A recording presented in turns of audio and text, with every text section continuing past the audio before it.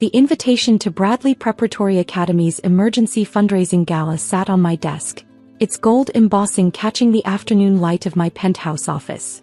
30 floors above Manhattan, I ran my fingers over the familiar crest, the same one I'd worn on my blazer for 12 years as a student, back when my parents were on the board instead of desperately trying to save the school from bankruptcy. "Miss Sullivan?" My assistant Sarah appeared in the doorway. "Your mother's called 3 times today about the gala. Should I keep screening her calls?" I smiled, thinking of the irony. 3 years ago, my mother had blocked my number after I chose to become a public school teacher instead of taking over the family's investment firm. Now she was desperately trying to reach me, or rather trying to reach Catherine Chin, the mysterious billionaire tech founder they hoped would save their precious academy. They had no idea that Catherine Chin was actually their disappointment of a daughter, Kate Sullivan. "Let her leave messages," I said, picking up the invitation. "I want to hear how she phrases her desperation." The truth was, I'd been expecting this moment for years. Ever since that final dinner where they'd cut me off completely. "Teachers are nobodies," my mother had declared, her voice sharp with disgust. "No daughter of mine is going to waste her life teaching in some public school." My father hadn't even looked up from his phone. "If you do this, you're on your own. No trust fund, no connections, nothing." They thought they were punishing me. Instead, they gave me the freedom to build something extraordinary. While they thought I was just teaching, I was actually developing an educational technology platform that would revolutionize how students learn. Every frustration I encountered in the classroom became an opportunity for innovation. Every challenge became a solution waiting to be coded. EDU Tech Solutions launched quietly 2 years ago. Within months, it was being called the future of education. Venture capital firms fought for the chance to invest. Tech giants offered billions to buy us out. But I kept my identity hidden, using my Chinese grandmother's maiden name, Chin, and avoiding public appearances. Let everyone picture Catherine Chin as some Silicon Valley wunderkind. The truth was much more satisfying. "Your mother's latest message," Sarah read from her tablet.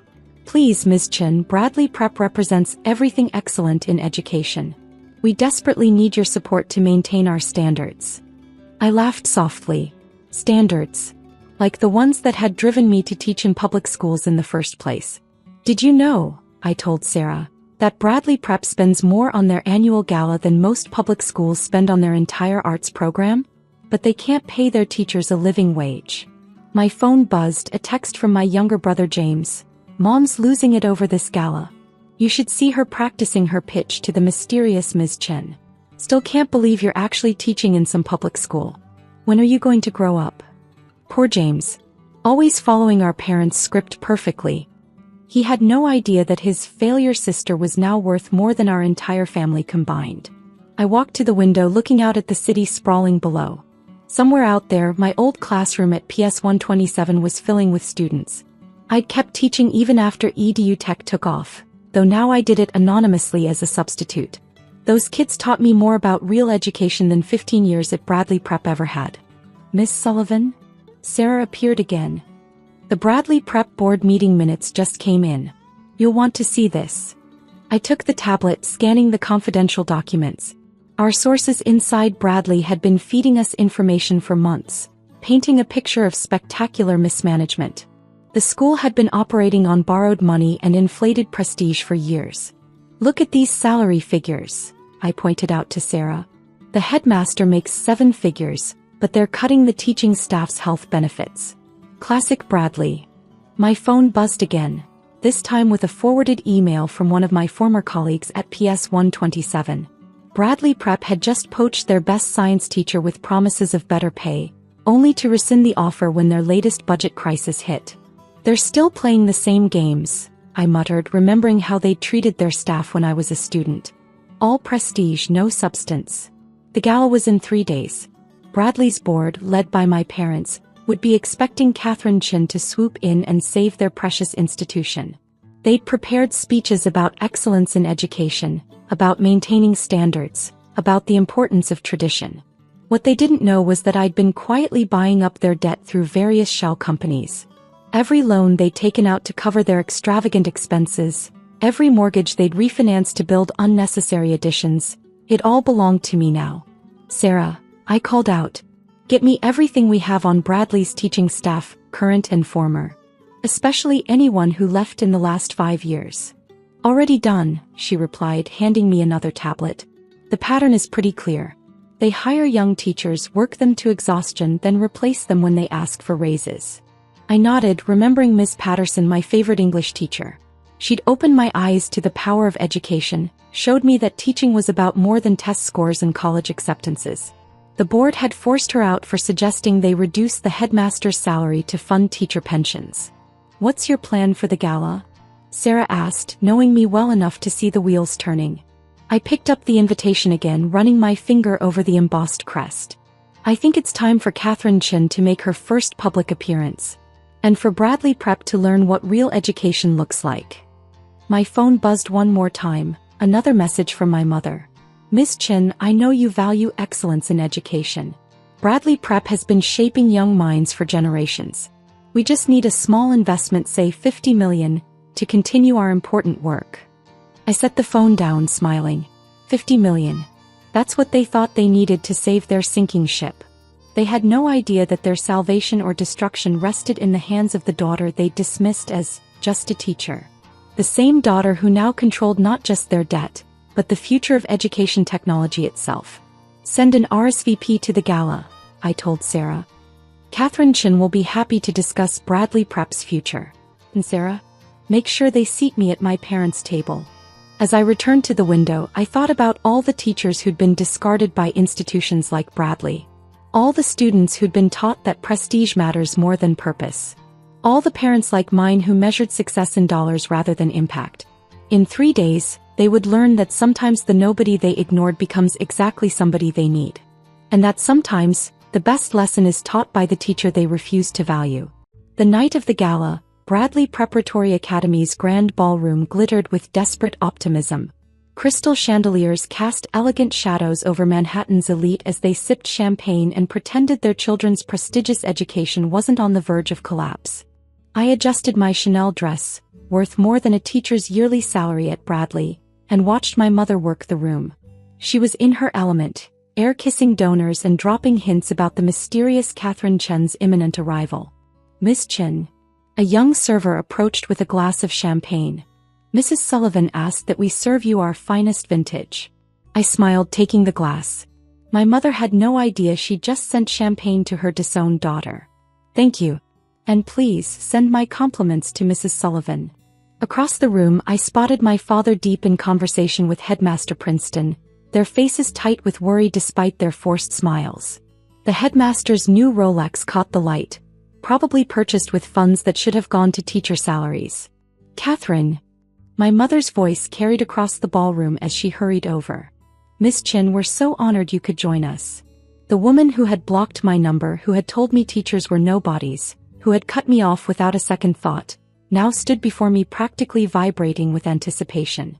She didn't recognize me 3 years, and some subtle changes in appearance had seen to that. Mrs. Sullivan, I replied smoothly. Lovely event. Though I can't help but notice there don't seem to be many teachers here. Her smile flickered. Oh well, ticket prices, you understand. But please, let me introduce you to the board. As she led me toward the cluster of Bradley's power players, I caught sight of James entering the ballroom. My brother's latest Instagram post had mocked public school teachers for complaining about their salaries. Try getting a real job, he'd written. Catherine Chin, my father announced as we approached, extending his hand. Your reputation precedes you. We've all been following EduTech's remarkable success. Have you? I asked innocently. Including its work with public schools? Headmaster Princeton jumped in quickly. While public education has its place, surely you understand that institutions like Bradley represent the pinnacle of academic excellence. I sipped my champagne, remembering how he had rejected a teacher's request for basic classroom supplies while approving funds for a new faculty lounge. Tell me, Headmaster, what's the starting salary for your teachers? The question caught him off guard. Well, we offer a competitive package. $35,000, I cut in. While you make $500,000 plus bonuses. Interesting definition of excellence. My mother's carefully applied makeup couldn't hide her frown. Miss Chin, shall we discuss the investment opportunity? We've prepared a detailed presentation. Actually, I set down my glass. I have a presentation of my own. I nodded to Sarah, who stood ready by the audiovisual controls. The ballroom screens flickered to life, displaying Bradley's financial records, employment histories, and board meeting minutes. Over the past decade, I began, my voice carrying across the now silent room, Bradley Prep has systematically undervalued its teachers while maintaining excessive administrative salaries. You've cut classroom budgets while spending millions on cosmetic improvements. You've driven away dedicated educators while protecting your own privileges. These are confidential records, my father sputtered. How did you dash? The same way I acquired your debt, I continued calmly. All of it. Every loan, every mortgage, every line of credit. Bradley Prep doesn't just need a donor. It needs a complete restructuring. Headmaster Princeton stepped forward, his face red. Now see here, Ms. Chindash. No, I cut him off. You see here. I nodded to Sarah again, and the screens changed to show profiles of former Bradley teachers. These educators left because you valued prestige over teaching. Because you cared more about your country club memberships than their health care. My mother grabbed my arm. Please, we can discuss this privately, Dash. Like how you privately told your daughter that teachers are nobodies? I turned to face her fully, watching recognition slowly dawn in her eyes. That teaching in a public school was beneath the Sullivan name? The champagne glass slipped from her hand, shattering on the marble floor. Kate. James pushed through the crowd, staring at me in disbelief. Holy shit. Surprise, I smiled. The nobody teacher your daughter became is now the billionaire you're begging to save your school. The ballroom erupted in whispers. Board members who had nodded along when my parents disowned me now stood frozen, champagne forgotten in their hands. This is impossible, my father managed. You're just a teacher. I'm the founder and CEO of EDU Tech Solutions, I corrected him. The company revolutionizing education technology worldwide. And yes, Dad, I'm also just a teacher.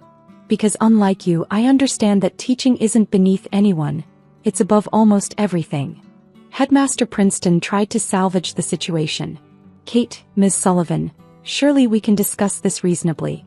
The school's reputation dash is about to change dramatically, I finished for him. Starting with the leadership. I pulled out my tablet, displaying the terms I'd prepared. EDU Tech will acquire Bradley Prep, but with conditions. First, the entire board resigns. Second, administrative salaries will be capped at 4 times the average teacher salary. Third, at least 60% of the budget will go directly to classroom resources and teacher compensation. You can't do this, my father protested weakly. Surely I can. I own your debt, remember? Either accept these terms or I'll call in the loans tomorrow. Bradley will close its doors before the next semester. My mother sank into a chair, her social status crumbling before her eyes. Why do this to us? I'm not doing this to you, I replied. I'm doing this for every teacher you've looked down on. Every educator you've undervalued. Every person you told wasn't good enough because they chose purpose over prestige. I turned to address the stunned crowd. Bradley Prep will become what it should have been all along. A school that values education over reputation. That values teachers as the professionals they are. James stepped forward, his usual arrogance replaced by calculation. Just come on. We can work something out. Keep it in the family dash. Family. I laughed. You mean the people who blocked my number because I wanted to teach? Who mocked my career choice on social media? That family. I nodded to Sarah, who began distributing documents to the board members. You have until midnight to accept the terms. After that, I call in the loans. And if we refuse? Headmaster Princeton asked, though his voice lacked conviction. Then Bradley closes and I use the buildings to open a teacher training center. Either way, education wins. My mother stood up, tears threatening her perfect makeup. Kate, please. This school is our legacy. No, Mom. This school was your status symbol. But now it's going to be what it always should have been, a place of real learning. As I turned to leave, my father called out.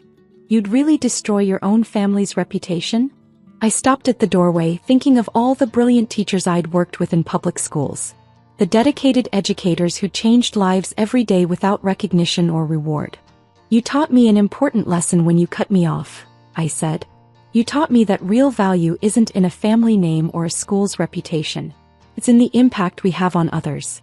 I'm just sorry you had to learn it from just a teacher.